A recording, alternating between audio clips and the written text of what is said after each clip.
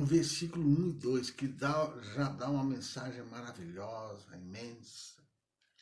Diz assim, Romanos, capítulo 12, versículo 1 e 2. Ouça bem. Rogo-vos, pois, irmãos, pela compaixão de Deus, que apresentei os vossos corpos em sacrifício vivo, santo e agradável a Deus, que é o vosso culto racional. E não sede conformados com este mundo, mas sede transformados pela renovação do vosso entendimento, tem tradução que fala da vossa mente, para que experimenteis qual seja a boa, agradável e perfeita vontade de Deus. Então, veja bem, sacrifício vivo, santo e agradável a Deus. Então ele fala, rogo-vos, pois, irmãos, pela compaixão de Deus, apresentei vossos corpos em sacrifício vivo, santo, agradável a Deus. É que os sacrifícios levíticos, que consistiam na morte de um animal, tipificavam a obra redentora do Senhor Jesus. Se você for no canal Leles, você procura lá os livros de Levítico. O livro de Levítico eu explico bem ali sobre sacrifícios de animais. O livro de Levítico trata disso. Tem no canal Leles, aí no YouTube, as palavras, o que significava para lá, para a nossa vida hoje, tá? Então aqui tipificava a obra redentora do Senhor Jesus. Ele, como Cordeiro de Deus, ofereceu sua vida como sacrifício único e definitivo pelos nossos pecados. Então, por isso, o altar que antes recebia animais mortos, passou a receber sacrifícios vivos de pessoas redimidas pelo perfeito sacrifício daquele que se fez pecado por nós. Ou seja, veja bem, eles pegavam o animal e matavam, ofereciam a Deus. Hoje você e eu não fazemos isso. Por quê? Porque Jesus, ele é o Cordeiro de Deus que tira o pecado do mundo.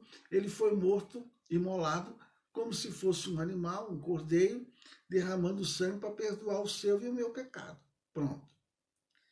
Só que Paulo está falando para eu e você pegar o nosso corpo e oferecer a Deus como um sacrifício vivo. Como é isso, meus amados? Queridos, as pessoas se esforçam para estudar, as pessoas se esforçam para trabalhar, as pessoas se esforçam um monte de coisa. Muitas vezes, na hora de servir a Deus, as pessoas não querem se esforçar. Ah, eu estou cansado, eu estou isso, eu estou aquilo, eu não vou poder por isso, eu não vou poder por aquilo. E o tempo passa e a pessoa não serve a Deus. Então é isso que Paulo está tratando. Ofereça o seu corpo como um sacrifício vivo a Deus, certo? Veja bem, olha aqui.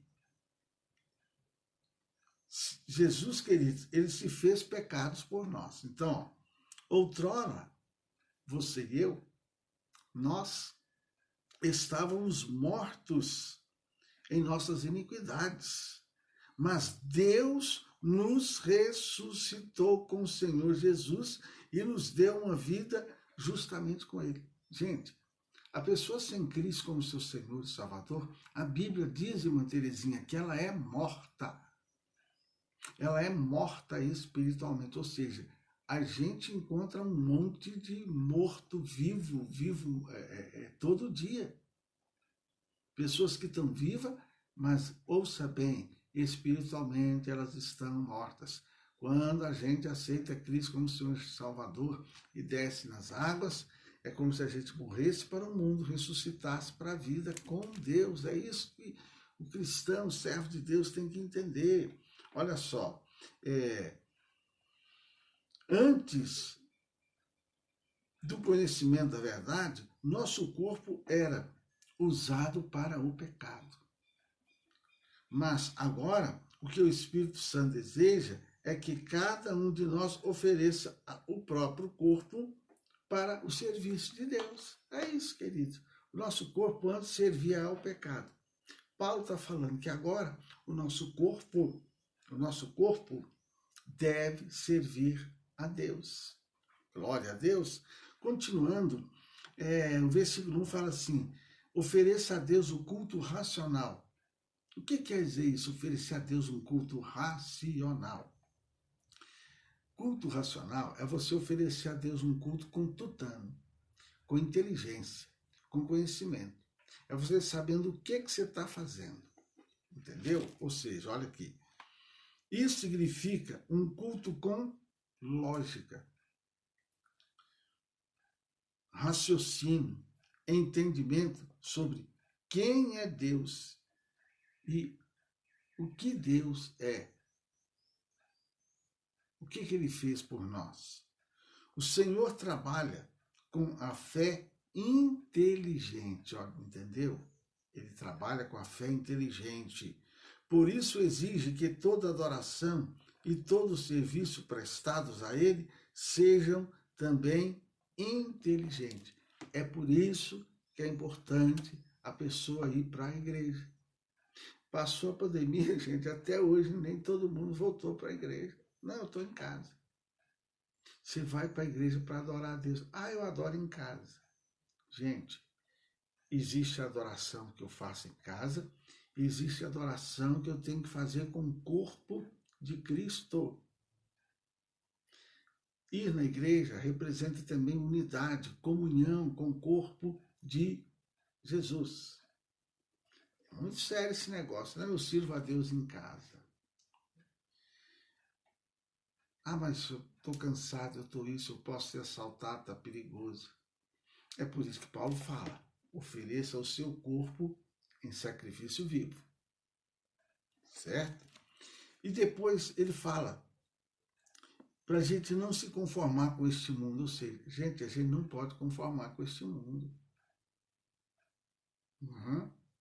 É coisa que acontece no mundo que o servo, a serva de Deus não pode.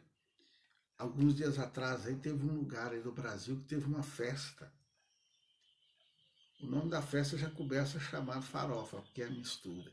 Para você ter uma ideia, nessa festa, uma das atrações tinha lá um quarto escuro, um ambiente todo escuro, e as pessoas entravam lá, tudo escuro. Ela não via quem é que estava ali. Ela entrava e lá ela pegava e fazia sexo com qualquer um, sem saber com quem era. Para você ter um pouquinho dessa festa só que eu estou te falando. O que a Bíblia diz? Não se conforme com este mundo. É isso, não pode se conformar, não pode. É pecado, é Sodoma e Gomorra. É isso que ele está falando, para a gente não se conformar com este mundo. Às vezes na sua casa tem coisas erradas que você não se pode conformar. Ah, eu vou brigar. Não, não é brigar, mas você tem que deixar claro seu ponto de vista de servo e serva de Deus. Não está certo, não é assim. Amar. Deus, ele não ama o pecado, mas ele ama o pecador. Às vezes você vive situações em casa de pessoas que estão em pecado dentro da sua casa. Você tem que amar, como pai, como mãe, continua amando. Mas você não pode concordar com as atitudes. Certo, queridos? E assim por diante. Então, sede transformado. O termo traduzido para a palavra transformar tem o mesmo significado da palavra transfigurar, usada lá em Mateus 17:2 e em Mateus 9:2, em Marcos, 9:2. Transfigurar denota uma metamorfose, ou seja, uma mudança completa de um ser para outro. Porém, antes de Paulo exortar os cristãos a essa transformação, ele faz um alerta dizendo que não devemos nos conformar. E depois ele fala que a gente tem que transformar pela renovação da nossa mente. Queridos, o que Paulo está dizendo? A gente não pode se conformar com tudo que há nesse mundo, primeiro. E segundo, a gente tem que mudar aqui, ó. Tem coisas na nossa vida que só vai mudar quando mudar a cabecinha. Se não mudar aqui, gente, a gente pode ler Bíblia, a gente pode orar, a gente pode ir para o monte, a gente pode jejuar um monte de coisa. Ele fala, não se conforme com este mundo, mas mude pela renovação da vossa mente. Amém? Nós vamos ver mais na frente, Paulo falando assim, aquele que gritava não grite mais, aquele que roubava não rouba mais. Nós vamos ver mais na frente isso. É aqui. Às vezes tem mudança que você está querendo, você está pedindo na sua vida. Não aconteceu ainda, porque para acontecer, ó, ela tem que acontecer aqui. Não pense que Deus vai pegar uma varinha de condão e aí você, opa, mudei. É o que ele fala. Não se conforme com esse mundo, mas transforme pela renovação da sua cuca. Vamos orar? Querido Deus e Pai, autor de nossa fé, graças te dou pelo dia que o Senhor fez. Aprova o Senhor permitir que tivéssemos aqui agora, mais uma vez, trazendo essa live, essa palavra. Obrigado, Espírito Santo. Estamos procurando ser diretos, ungidos, objetivos, e nesse tempo trazer uma palavra que traga mudança, que traga renovo, que consequentemente vai abençoar a vida do teu servo e tua serva. Paulo aqui fala para a gente não se conformar com este mundo, mas mudar pela renovação da nossa mente. Irmão, meu Deus, quantas pessoas às vezes estão endividadas, mas vivem cometendo o mesmo erro, dando passo maior do que a perna, abusando do cartão de crédito. Assim fica difícil o Senhor mudar a vida dessa pessoa financeiramente. Que essa palavra possa levar ela a entender que o Senhor quer abençoá-la financeiramente, mas ela vai ter que mudar na mente dela sobre as questões de gasto. As questões de saúde. O Senhor é o Deus que dá saúde, sim, mas o que estamos fazendo em relação à nossa saúde?